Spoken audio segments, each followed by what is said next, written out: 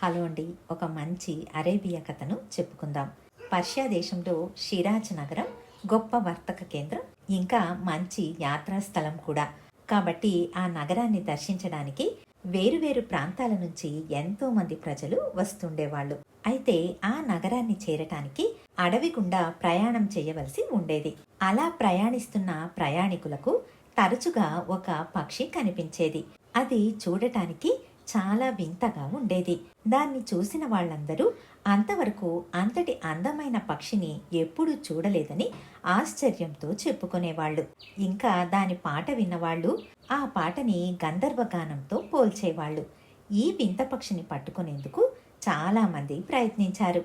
అలాంటి వాళ్లలో గొప్ప గొప్ప ధనిక కుటుంబాల యువకులే కాకుండా పొరుగు రాజ్యాల రాకుమారులు కూడా ఉన్నారు. అయితే ఆశ్చర్యంగా ఆ వింత పక్షిని పట్టుకోవడానికి వెళ్లిన వాళ్ళెవ్వరూ తిరిగి రాలేదు.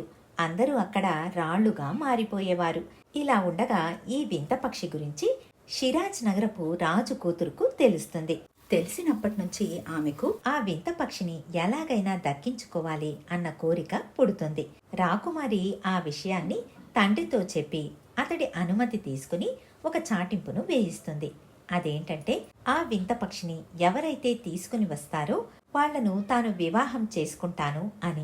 నగరంలో ధనిక కుటుంబాలకు చెందిన 3 యువకులు ఉండేవారు. వాళ్ళు చిన్నప్పటి నుంచి మంచి స్నేహితులు. అందులో ఒకడు తాను వెళ్లి వింత పక్షిని పట్టి తీసుకుని వచ్చి రాకుమారిని పెళ్లాడతానని అడవి లోపలికి వెళతాడు. వెళ్లే ముందు కొంతమంది ప్రయాణికులను కలుసుకుని ఆ పక్షి ఏ ప్రాంతంలో ఎక్కువగా తిరుగుతూ ఉంటుందో తెలుసుకుంటాడు. మిట్ట మధ్యాహ్నానికి అడవి ప్రాంతానికి చేరుకుంటాడు. అక్కడ ఒక చెట్టు కొమ్మ మీద ఈ వింత పక్షిని చూస్తాడు. ఆ యువకుడు ఎంతో సంతోషించి దాన్ని పట్టుకోవాలని చెట్టు వద్దకు వెళతాడు. ఇంతలో పక్షి గొంతెత్తి శ్రావ్యంగా పాడటం మొదలు పెడుతుంది. ఆ పాట విని తన్మయత్వంలో దాని పాటను అనుకరించాలని అతడు కూడా గొంతెత్తి పాడబోయాడు. అంతలోనే ఉన్న చోటనే రాయిలాగా మారిపోతాడు. 1 నెల గడిచాక 3 మిత్రులలో 2వ వాడు పక్షిని పట్టుకురావడానికి బయలుదేరుతాడు. అతడికి కూడా పక్షిని ఎలాగైనా పట్టుకొచ్చి రాకుమారిని పెళ్లాడాలి అన్న కోరిక కలిగింది. అయితే అతడు కూడా తిరిగి రాలేదు. 2 నెలలు గడిచిపోయింది. మిత్రులలో 3వ వాడైన హసన్ తాను కూడా అడవికి వెళ్లాలని నిర్ణయించుకుంటాడు. అయితే వెళ్లిన 2 మిత్రులు తిరిగి రాలేదని, వెళ్లవద్దని పెద్దవాళ్లందరూ అతడిని వారిస్తారు. దానికి హసన్, నేను వెళుతోంది ఆ వింత పక్షిని పట్టుకుని రాకుమారిని వివాహం చేసుకోవాలని కాదు, నా 2 మిత్రులు ఏమయ్యారో కనుక్కోవాలి, వీలైతే వాళ్లను రక్షించి తీసుకుని వస్తాను అని అంటాడు. అలా హసన్ కూడా అడవి ప్రాంతానికి చేరుకుంటాడు. లోపల ప్రవేశించగానే ఒకచోట అతడికి వింత పక్షి కనిపించింది. అది అతన్ని చూడగానే గొంతెత్తి శ్రావ్యంగా పాడసాగింది. ఆ పాట విని హసన్ ముగ్ధుడైపోయి తాను కూడా పాడాలని అనుకుంటాడు. కానీ ఆ ప్రయత్నాన్ని ఎంతో నిగ్రహించుకుని పక్షి వద్దకు వెళతాడు. పక్షి పాట ఆపి హసన్ను చూస్తుంది. హసన్ దాన్ని సునాయాసంగా పట్టుకుంటాడు. హసన్ ఆప్యాయంగా వింత పక్షి తల నిమురుతూ, నీది అద్భుతమైన అందం, ప్రపంచంలో నీలాంటి అందమైన పక్షి ఇంకొకటి ఉండదు, నా మిత్రులిద్దరికీ తిరిగి ప్రాణదానం చెయ్యవా అని అడుగుతాడు.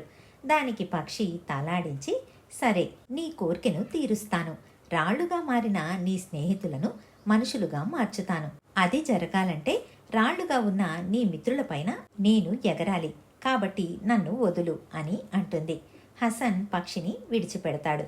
అది రాళ్లుగా మారిన హసన్ స్నేహితుల మీద వలయాకారంలో 2 సార్లు తిరుగుతుంది. వెంటనే మిత్రులిద్దరూ మనుషులుగా మారిపోతారు. హసన్ సంతోషించి పక్షితో, నీ అందం చూసి నిన్ను పట్టుకోవాలని ఇక్కడికి ఇంకా చాలా మంది వచ్చి రాళ్లుగా మారిపోయారు, వాళ్లను కూడా నువ్వు మళ్ళీ మనుషుల్లాగా మార్చాలి అని అంటాడు. వింత పక్షి రాళ్ల రూపంలో ఉన్న వాళ్ల మీద కూడా వలయాకార రూపంలో 2 సార్లు తిరుగుతుంది. వెంటనే రాళ్లుగా మారిపోయిన వాళ్ళందరికీ మానవ రూపాలు వచ్చేసింది. వాళ్ళు హసన్కు తమ కృతజ్ఞతలు చెప్పుకుని అక్కడి నుంచి తమ తమ ప్రాంతాలకు వెళ్ళిపోతారు. హసన్ పక్షితో, నీ మేలు ఎప్పటికీ మర్చిపోలేను, నువ్వు నాతో పాటు నగరానికి రాకూడదా అని అడుగుతాడు. దానికి పక్షి, ఎందుకు రాను, తప్పకుండా వస్తాను అని మృదువుగా సమాధానం ఇస్తుంది. హసన్ తన వెంట తెచ్చుకున్న పంజరం తలుపు తీస్తాడు. పక్షి అతడితో, నా ఎడమ కాలికి ఉన్న ఉంగరాన్ని చూసావా, దాన్ని తీసుకుని నీ వేలికి పెట్టుకో, అది ముందు ముందు నీకు చాలా ఉపయోగపడుతుంది అని చెప్పి పంజరం లోపలికి వెళ్ళిపోతుంది. హసన్ పక్షి చెప్పినట్టే తన కాలి ఉంగరాన్ని తీసుకుని అతడి వేలుకి పెట్టుకుంటాడు. తరువాత ముగ్గురు మిత్రులు నగరానికి బయలుదేరుతారు.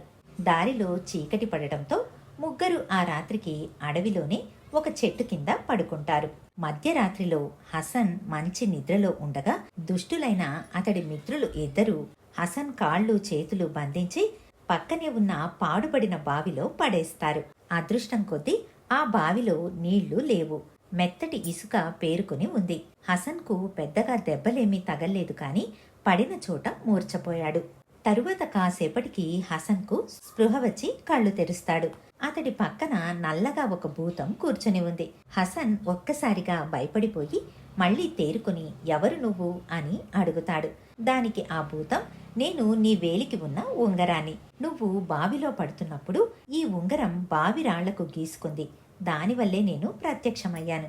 నీ ఆజ్ఞ కోసం అప్పట్నుంచి ఎదురు చూస్తూ ఉన్నాను అని చెబుతుంది భూతం. అయితే నన్ను బావిలో నుంచి పైకి తీసుకెళ్ళు అని అడుగుతాడు హసన్. వెంటనే భూతం అతన్ని బావిలో నుంచి బయటకి తీసుకొస్తుంది. హసన్ భూతంతో, నేను వెంటనే నగరానికి వెళ్ళాలి, స్వారీ చేసేందుకు గుర్రంగా మారు అని అంటాడు. నల్లభూతం గుర్రంగా మారి హసన్ను నగరానికి చేర్చుతుంది.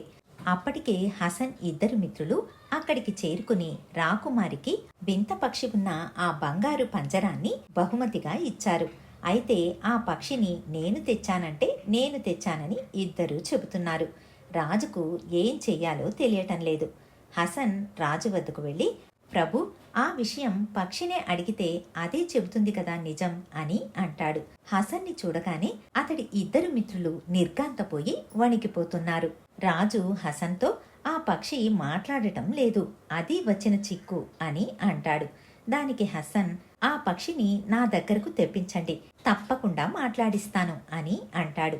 సేవకులు వెళ్లి రాకుమారి మందిరంలో ఉన్న పక్షిని తీసుకుని వస్తారు. హసన్ ఆ పక్షితో, నిన్ను అడవిలో ఎవరు పట్టుకున్నారో నిజం చెప్పు అని అంటాడు.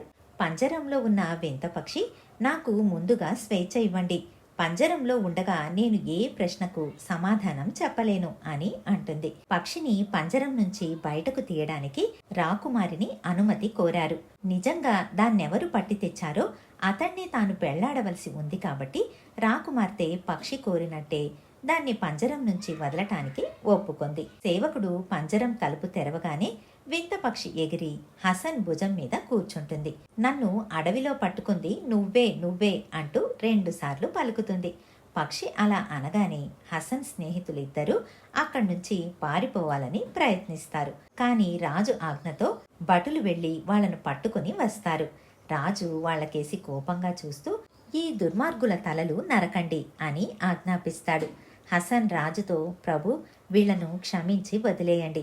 అడవిలో బండరాళ్లుగా పడి ఉన్న వీళ్లకు నేను ప్రాణదానం చేశాను. అంత కష్టపడి ప్రాణదానం చేశాక వీళ్ల దుర్మరణం నాకు బాధను కలిగిస్తుంది అని అంటాడు. హసన్ ఇలా అనగానే రాజు భటులను ఆ ఇద్దరిని వదిలేయమని ఆజ్ఞాపిస్తాడు. వింత పక్షి హసన్ భుజం మీద రెక్కను ఆడించి ఎగిరి అడవి లోపలికి వెళ్ళిపోతుంది. రాకుమార్తెకు హసన్తో వివాహం వైభవంగా జరుగుతుంది. ఆ తరువాత అతడు, రాకుమార్తె ఏడాదికి ఒకసారి వింత పక్షిని చూసేందుకు అడవిలోనికి వెళ్లేవాళ్లు. అయితే ఆ పక్షి అందంగా పాడటం మొదలెట్టాక ఆనందం కొద్దీ దానితో పాటు పాడకుండా జాగ్రత్తలో ఉండేవాళ్లు. లేకపోతే తాము కూడా రాళ్లుగా మారిపోతామని వాళ్లకు తెలుసు. ఇదండి కథ. మళ్ళీ మరొక మంచి కథతో మీ ముందుంటాను. ధన్యవాదాలు.